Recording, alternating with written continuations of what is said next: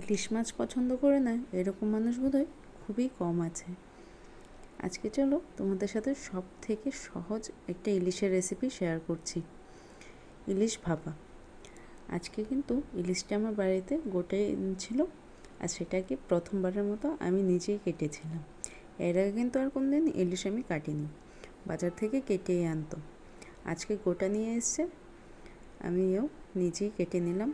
দেখা যাক কতটা কাটতে পারি কিনা, সে একটা এক্সপেরিমেন্ট করে নিলাম। না, দেখলাম ভালোই কাটতে পেরেছি।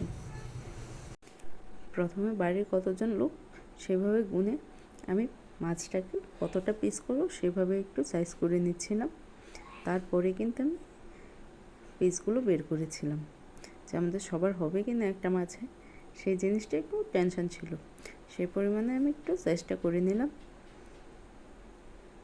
ইলিশটা কিন্তু এবারের বছরের প্রথম দিনে অর্থাৎ পয়লা বৈশাখের দিনে এনেছিল। আর পয়লা বৈশাখে বছরের প্রথম দিনে সবার আগে আমি নিজে একটা মাছ কেটেছি। ওই জিনিসটাও একটু আনন্দের আমার জন্য, কেন কি প্রথম দিন কাটলাম না। তাহলে চলুন ভাপা ইলিশ করার জন্য কী কী লাগছে দেখে নিই। প্রথমে আমি মাছটাকে নিয়ে নিলাম। মাছটা কাটার পর কিন্তু আমি ভালো করে ধুয়ে নিয়েছি। ইলিশ মাছ কিন্তু খুব বেশি ধুতে হয় না, 2 থেকে 3 বার ধুলেই কিন্তু হয়ে যায়। আর মাছের পেটে যদি ডিম থাকে সেই ইলিশটা খেতে কিন্তু আর একটু টেস্টি হয়। আমাদের যে মাছটা এনেছিল তার পেটেও কিন্তু হালকা ডিম হয়েছিল। চলুন এবার নিয়ে নিচ্ছি ভাপার জন্য পেঁয়াজ।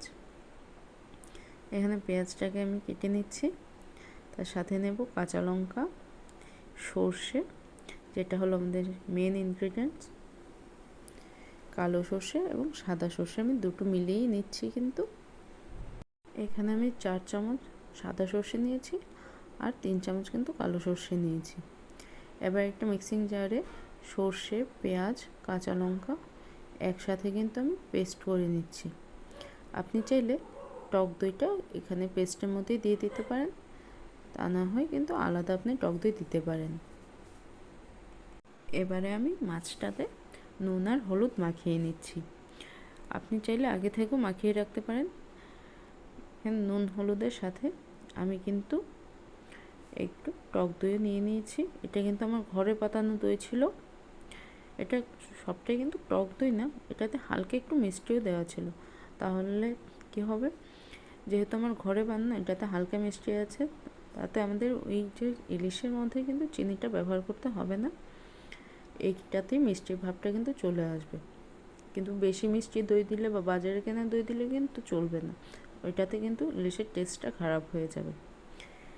এবার দইয়ের সাথে আমরা এখানে যে আমাদের পেস্টটা করে রেখেছিলাম সর্ষে, পেঁয়াজ, কাঁচা লঙ্কা, সেটাও দিয়ে দিলাম। উপর থেকে দিয়ে দিলাম সর্ষের তেল, দিয়ে ভালোভাবে আমরা মাখিয়ে নিচ্ছি মাছের সাথে। খুব ভালোভাবে এটা ম্যারিনেট করে নেব। নুন হলুদ মাখানোর সময় আমি কিন্তু নুনটা একটু বাড়িয়ে নিয়েছিলাম, যেহেতু আমাদের পেস্টটা অ্যাড হবে।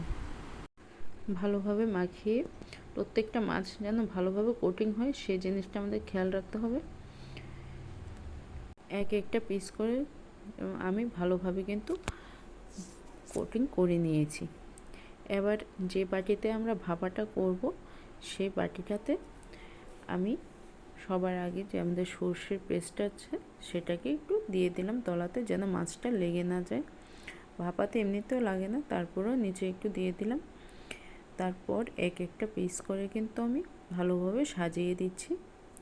আর প্রত্যেকটা পিস দেখুন কত ভালো করে মশলাতে কোট হয়ে গেছে। সর্ষেতে কিন্তু ভালোভাবে কোট না হলে কিন্তু টেস্টি হবে না, এতে ফ্লেভারটা আসবে না মাছের মধ্যে। এবার অতিরিক্ত যে মশলাটা ছিল সেটা আমরা উপর থেকে দিয়ে দিচ্ছি। দেখুন কত সহজ একটা রেসিপি আর কত কম ইনগ্রিডিয়েন্টসের একটা রেসিপি। উপর থেকে সর্ষের তেল দিয়ে দিলাম আর চেরা কাঁচা লঙ্কা দিয়ে দেব। এই রান্নাতে কিন্তু জিরে, ধনে এসব কিছুই লাগছে না। আপনার ঘরে আশা করি এইটুকু জিনিস অ্যাভেলেবেল অলওয়েজ থাকে। যারা এখন আমার চ্যানেলটিকে সাবস্ক্রাইব করেনি, প্লিজ তাড়াতাড়ি গিয়ে আমার চ্যানেলটিকে সাবস্ক্রাইব করে পাশে থাকা বেল আইকনটি প্রেস করে দাও নতুন ভিডিও পাওয়ার জন্য। এবারে বক্সটাকে ঢাকা দিয়ে আমরা একটা কড়াইতে ভাপানোর জন্য বসিয়ে দেব। কড়াইতে জল দিয়ে একটা স্ট্যান্ড দিয়ে দিলাম নিচে, দিয়ে তার উপর আমাদের সে বক্সটা রেখে দিচ্ছি, দিয়ে একটা কিছু দিয়ে ঢাকা দিয়ে দেবেন। আমি এখানে একটা বড় বাটি দিয়ে ঢাকা দিয়ে দিয়েছি। আর এখানে 15 থেকে 20 মিনিটের জন্য এটা কিন্তু আমরা ভাপা করে নেব মিডিয়াম ফ্লেমে। হাই ফ্লেমে দেবেন না, তাহলে জলটা কিন্তু তাড়াতাড়ি শুকিয়ে যাবে। মিডিয়াম ফ্লেমে আমাদের ভাপাটা করতে হবে।